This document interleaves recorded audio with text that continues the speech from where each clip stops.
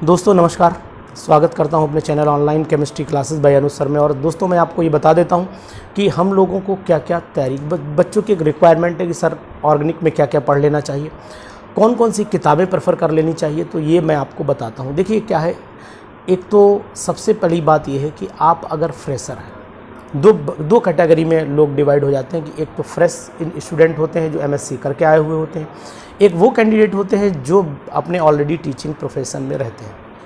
तो पहले मैं बात कर लेता हूं कि जो कैंडिडेट जो हैं वो फ्रेशर हैं, बिल्कुल नए आए हुए हैं, तो उनके लिए सबसे पहला मेरा सजेशन ये है कि जो 11th 12th की एनसीईआरटी के वॉल्यूम 1-2 हैं, दोनों में 11th और 12th में, उन एनसीईआरटी के वॉल्यूम की एक एक लाइन पढ़ डालिए। कौन सी लाइन क्वेश्चन बन के आएगी ये आपको तभी महसूस होगा जब आप पेपर देखेंगे। क्योंकि मैंने अक्सर पेपर्स में नोट किया है, जो मैंने ऑब्जर्वेशंस किए वो यही किए हैं कि एनसीईआरटी की बहुत सारी लाइनें आ जाती हैं। और जो यूपी बोर्ड के कैंडिडेट पढ़े हुए हैं, जो यूपी बोर्ड पढ़ रहे हैं, उनको के.एन. शर्मा की किताब ज़रूर पढ़ लेना चाहिए, क्योंकि उसमें से भी बहुत सारे ऐसे पॉइंट्स हैं जो मददगार हो जाएंगे।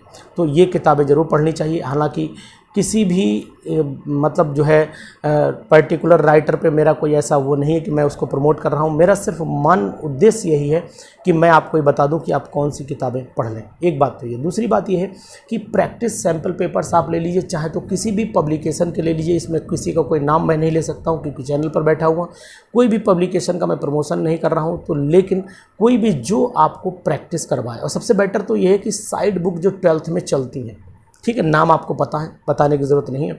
12th में जो साइड बुक चलती हैं उनके पीछे जो क्वेश्चन नीट के जेई के दे रखे होते हैं, उन्हीं कैटेगरी के थोड़े टफ क्वेश्चंस जो है कर डालिए, है ना। 50-50, 60-60 क्वेश्चन, 100-100 क्वेश्चन निकाल लीजिए उनमें से, और उन क्वेश्चन को करके प्रैक्टिस कर डालिए। तो जिससे क्या होगा कि आपकी प्रैक्टिस स्पीड बढ़ेगी। वहाँ पर स्पीड जरूरी है। 2 घंटे में 125 क्वेश्चन में से डिसीजन लेना है। तो इन सभी का जवाब आपको मैं दे रहा हूँ कि किताबें कौन सी लेनी। बहुत अच्छी किताब अगर आपको पढ़नी है, ऑर्गेनिक केमिस्ट्री में जाना है, तो फिर आप आई.एल. फिनार पढ़ सकते हैं। आई.एल. फिनार में से भी बहुत मैटर मिल जाएगा आपको। और अगर आप चाहें तो इनऑर्गेनिक केमिस्ट्री में जे.डी. ली की किताब भी पढ़ सकते हैं, मॉरिसन एंड बॉयड पढ़ सकते हैं, है ना। ऑर्गेनिक केमिस्ट्री में मॉरिसन बॉयड बहुत अच्छी किताब आती है। मॉरिसन बॉयड अगर आप पढ़ेंगे तो वाकई में आपको मज़ा आएगा। तो ये सब किताबें एमएससी लेवल की हैं, मैंने आपको बताई हैं। वैसे आप कॉम्पिटिटिव लेवल की कोई भी जिसमें फिजिकल इनऑर्गेनिक ऑर्गेनिक हो वो सब प्रैक्टिस कर डालिए। इस समय मौका सिर्फ आपको बहुत ज़्यादा स्टडी का नहीं है, इस समय मौका मात्र प्रैक्टिस सेट का है। जैसे कि कुछ लोगों की सर इलेक्ट्रोकेमिस्ट्री कराइए, ये सब मैं कराऊंगा वक्त के अकॉर्डिंग। जो है मैं पहले कोशिश कर रहा हूँ जो टफ टॉपिक हैं वो आप तक पहुँचा दूँ।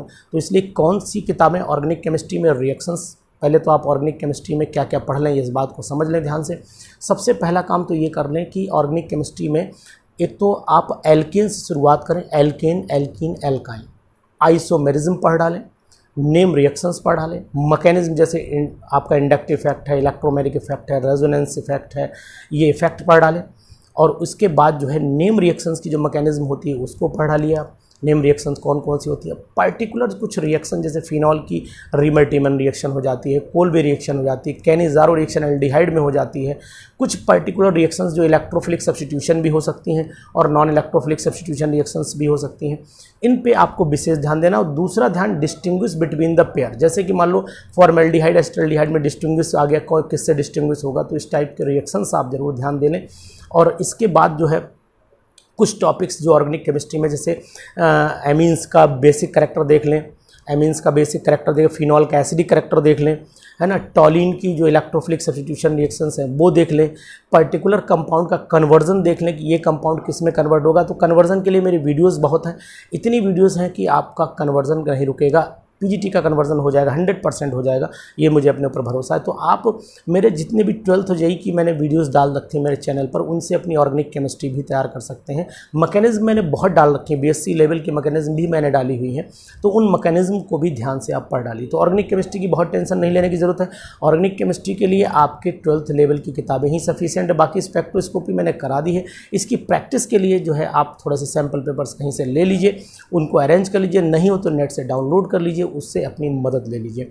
तो ऑर्गेनिक केमिस्ट्री में आप टेंशन बिल्कुल ना लें। फिर अगर आप, ये मैंने 11th बता दिया, 12th क्लास में आइए तो halo alkanes, hello arene 12th के ही पढ़ा लिए, सफिशिएंट है।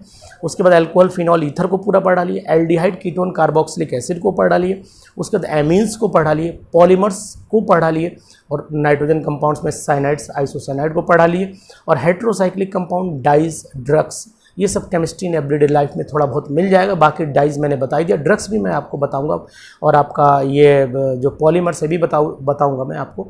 समय के अकॉर्डिंग मैं थोड़ी थोड़ी मदद आपकी करता रहूँगा, लेकिन आप लगातार मेरी वीडियोज़ को देखते रहिए, इसको प्रमोट करते रहिए, ज़्यादा से ज़्यादा लोगों को इसे शेयर करते रहिए, जिससे कि मेरा एक उद्देश्य पूरा हो सके कि मेरे साथ जितने बच्चे जुड़े हैं उनमें से कुछ का रिजल्ट नहीं, सबका रिजल्ट पॉजिटिव आए। मैं कुछ का रिजल्ट नहीं चाह रहा, मैं सबका रिजल्ट पॉजिटिव चाह रहा हूँ। इसी आशीर्वाद के साथ, इसी सपोर्ट के साथ और इन इच्छाओं के साथ मैं परफेक्ट नहीं हूँ, लेकिन आपको परफेक्टनेस तक पहुंचाने की कोशिश ज़रूर करता रहता हूं, है ना। मुझे ये नहीं है कि मैं बहुत कुछ जानता हूं, लेकिन मैं आपकी बहुत कुछ सपोर्ट कर सकता हूं।